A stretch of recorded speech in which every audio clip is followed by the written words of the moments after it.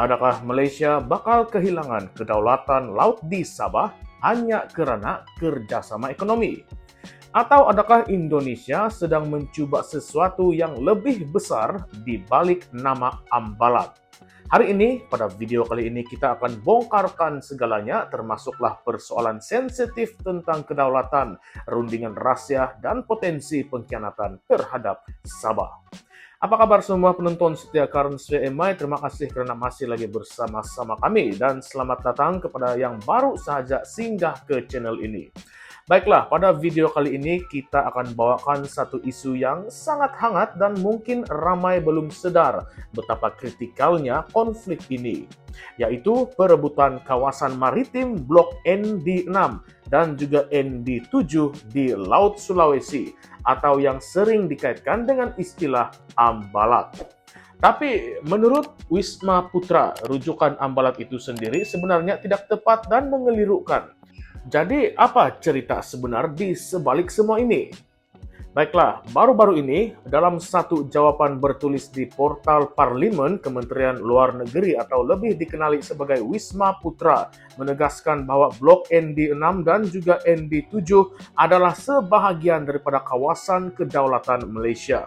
Kenyataan ini timbul susulan satu soalan daripada ahli Parlimen Ranau, Datuk Jonathan Yassin, yang ingin tahu sama ada kerajaan negeri Sabah akan dirujuk sebelum sebarang persetujuan dibuat dengan Indonesia mengenai pembangunan bersama di blok yang dikatakan sebagai Ambalat itu.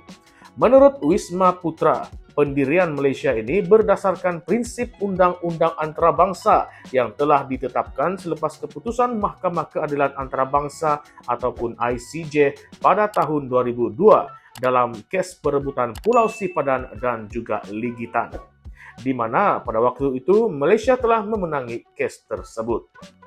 Keputusan itu secara tidak langsung menguatkan lagi tuntutan Malaysia terhadap perairan sekitar Laut Sulawesi, termasuklah Blok ND6 dan juga ND7. Namun yang mencetuskan persoalan ialah kenyataan bersama yang dikeluarkan oleh Perdana Menteri Datuk Seri Anwar Ibrahim dan Presiden Indonesia semasa lawatan rasmi Anwar ke Jakarta pada 27 Jun 2025.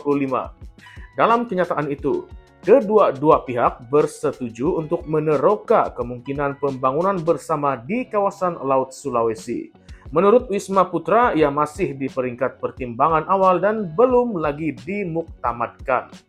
Tetapi ramai yang tertanya-tanya sekarang, apakah yang mendorong kepada rundingan ini dan mengapa ia melibatkan kawasan yang secara prinsipnya adalah milik Malaysia?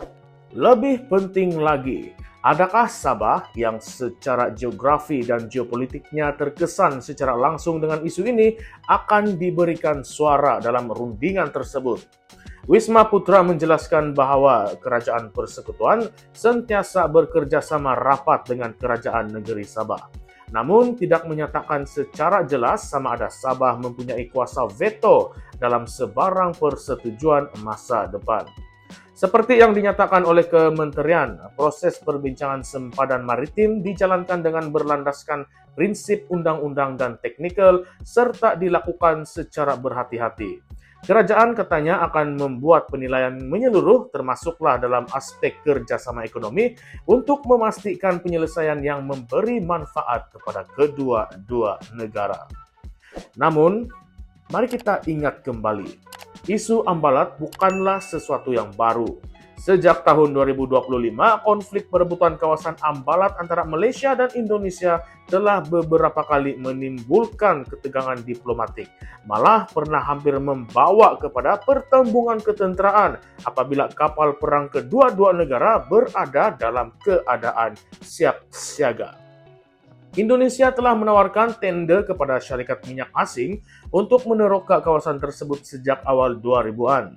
Malaysia pula melalui Petronas Carigali telah diberikan hak konsesi oleh Petronas untuk kawasan Blok ND6 dan juga ND7. Menurut The Jakarta Post dan Tempo.co, Indonesia tetap menuntut kawasan tersebut berdasarkan tafsiran mereka terhadap garis pangkal laut mereka sendiri yang Malaysia tidak sama sekali iktiraf. maka wujudlah istilah ambalat yang menjadi simbol tuntutan Indonesia. Tetapi Malaysia tidak pernah mengiktiraf nama itu, karena secara prinsipnya kawasan itu bukanlah milik mereka. Kini kita tiba pula pada persoalan yang lebih besar dan lebih kontroversi. Mengapa kerajaan Malaysia membuka pintu kepada rundingan pembangunan bersama? Adakah ini langkah strategik diplomatik atau isyarat kelemahan dalam mempertahankan kedaulatan? Bolehkah kita yakini bahwa kerjasama ekonomi ini tidak akan membuka jalan kepada tuntutan wilayah yang lebih agresif daripada negara jiran? Bukankah lebih baik Malaysia tegas mempertahankan haknya seperti dalam kes Sipadan Ligitan tanpa kompromi? Nah, dan lebih sensitif, apakah kerajaan negeri Sabah akan terus menjadi pemerhati dalam isu-isu penting seperti ini, sedangkan merekalah yang akan menerima kesan langsung jika sempadan maritim tergadai? Ramai netizen, terutamanya rakyat Sabah, meluahkan kebimbangan mereka di media sosial. Di platform seperti X atau yang dikenali dulu Twitter, ada yang menyuarakan kekecewaan terhadap sikap terlalu mesra Putrajaya dengan Jakarta dalam isu sensitif seperti sempadan negara. Ada yang mempersoalkan sama ada rundingan ini sebahagian daripada perjanjian politik lebih besar antara pemimpin dua negara. Lebih membimbangkan, adakah ini petanda bahwa kerajaan sedang membuka pintu belakang untuk menyerahkan kawasan strategik maritim demi keuntungan bersama yang tidak jelas kepada rakyat?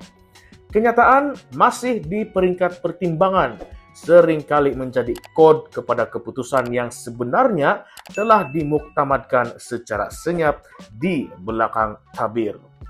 Adakah rundingan ini sebahagian daripada usaha kerajaan persekutuan untuk meredakan tekanan geopolitik dengan Indonesia menjelang pelaburan ataupun proyek ekonomi baru?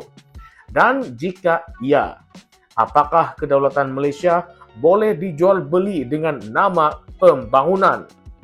Nah, jadi kawan-kawan, apa pendapat Anda semua tentang isu ini?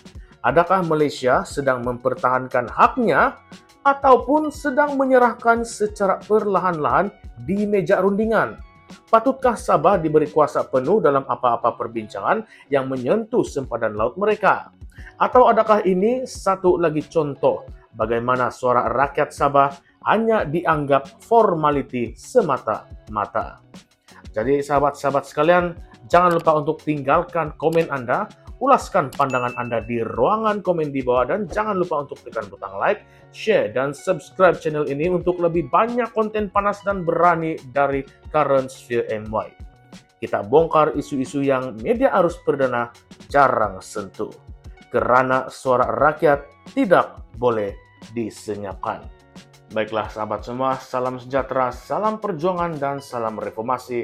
Sekian sahaja, terima kasih.